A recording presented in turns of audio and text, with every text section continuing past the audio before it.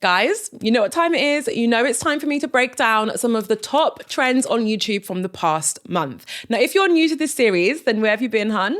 Where have you been? Don't stress, you're in the right place. And I'm also going to link to a bunch of the previous videos in this series in the description below so that you can binge all of those videos after this one. Now, I have the absolute pleasure of catching up with YouTube's culture and trends team every single month, and they share with me some very interesting insights into what is trending on YouTube at the moment. So if you're looking to grow on YouTube or you just have a keen interest in social media, you're in the right place. Let's get to trend number 1. Okay, so this first trend is called Inktober, and I have to say it's one of those trends which just make me really envious of other people's talent. And you'll see what I mean in just a moment. Essentially, Inktober is a 31-day art challenge that was actually created by Jake Parker back in 2009. But now it's starting to see a bit of a resurgence and it's starting to gain a lot more traction. So to take part in this challenge, you basically need to produce a new ink drawing every single day, and it will be inspired by single word prompts. It's basically designed to encourage artists to get out of their comfort zone and produce experimental on-the-spot pieces. Do you see why I said it's one of those challenges that make me jealous? Because if you told me right now, Jade, I want you to create a new ink drawing inspired by the word plant, honey, I mean, you might get like a real basic flower, but that's the most you're going to get from me.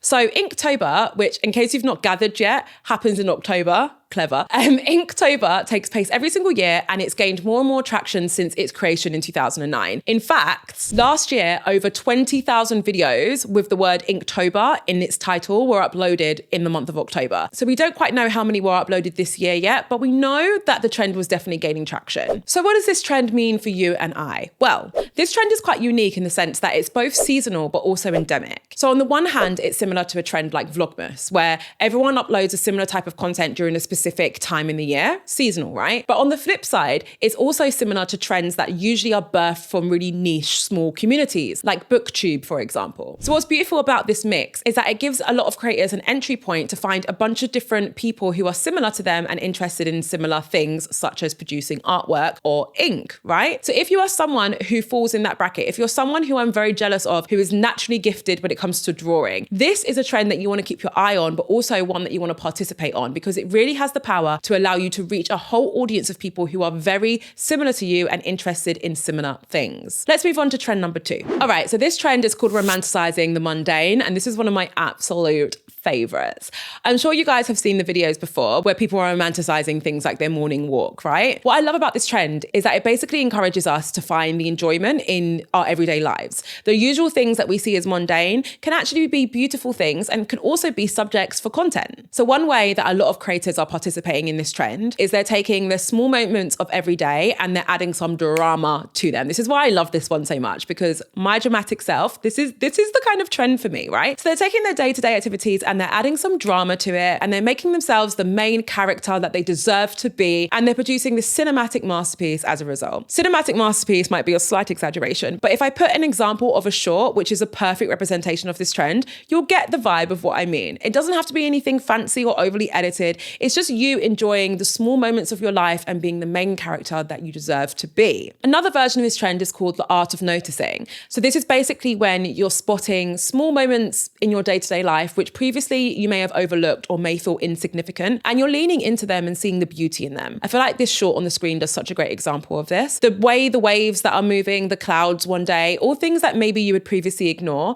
you're now leaning into these, you're noticing these things, and you're sharing them with your audience. Okay, so time for my favorite question. Why does this matter? Similar to the Wes Anderson trend, which I covered in a trends video from a couple months ago, this trend allows creators to reclaim the narrative that they need a large event in order to create great content. What this trend actually does is it empowers creators to take their normal lives, so the things that happen in your day-to-day life, and use those as moments to create great pieces of content. You don't have to be at a concert, you don't have to be on holiday, you don't have to be doing anything out of the ordinary. In fact, there's beauty in the ordinary. That's what this trend does. So I love this one because it means that you watching this video right now, you might be sitting here thinking, I need some content ideas. Hopefully this trend has just given you some ideas. Lean into the small little elements that happen throughout your day and create content around that. Or even better, romanticize those moments. All right, there are 4 trends this month, so let's move on to trend number 3. This one is called NPC as main characters. I'm not gonna lie to you, this trend made me realize that I'm a little bit old because I saw the term NPC everywhere and it took me weeks to figure out what it was referring to. So if there's any millennials watching this who can relate, don't worry, I'm about to break it down for you. So NPC stands for non-playable character, and it's actually a really commonly used term within video games, as I'm sure you can imagine. A good way to describe this, in my opinion, is like the background characters on Sims, you know? The kind of characters where you can't play them, of course, but they're in the background doing these wild things and just moving all nuts, right? That's what an NPC is. So where does the trend come in? Well, videos with an NPC in the title have been viewed over 1 billion with a B times this year. Billion. It's a big number. And as a result of this, it's inspired a lot of different trends, such as videos where people are given instructions of how to move like an NPC, or videos where real people attempt to move like an NPC whilst they're out and about. So what does this trend mean for you and I? Well, because this is a term that is inherently used with video games, it's another great example of how video games or gaming as a whole has truly become part of our culture. Whether you are a gamer or not, parts of gaming culture have made it into the mainstream and they've seeped into everyday conversation within the 20th century. So this is actually part of all of our lives now. It's part of all of the content we create, whether we're into gaming or not. So what I'm basically saying is, don't be afraid to make gaming references in your content. Don't be afraid to tweak your current content to align with different gaming trends and references, because terms like NPC, for example, is now something that is recognized worldwide, regardless of whether you're in the gaming niche or not. Okay, last but certainly not least, the final trend is called fantasy aesthetics. So when I say fantasy aesthetics, I want you to think of things like fairy core, mermaid core, siren core, that kind of stuff, right? So these are basically fantasy aesthetics, which allow creators to express themselves in fun, new, creative ways. Now, this trend is starting to pick up some major traction, especially when it comes to YouTube Shorts. And it's basically providing creators with a way to evaluate their own identities, escape from day-to-day life, and dive even deeper into fantasy fandoms. Okay, time for my favorite question. What does this mean for you and I? Well, there's a huge community element to this trend. And if you have a look at any of these fantasy core or fantasy aesthetics videos that are currently trending on YouTube Shorts, have a look at the comments and you'll see what I mean. Another thing that's beautiful about this trend is it actually exists across a few different verticals. So yes, all these videos have the aesthetic element in common, but people are actually incorporating the aesthetic in different ways and using it to talk about different topics on YouTube. We've also noticed that this aesthetic is starting to intermingle with other subcultures that were previously super popular. For example, cosplay and cottagecore. The result is a fresh spin and a fresh interpretation on the aesthetics that were previously popular. So if you've ever been interested in those subcultures that I've just mentioned,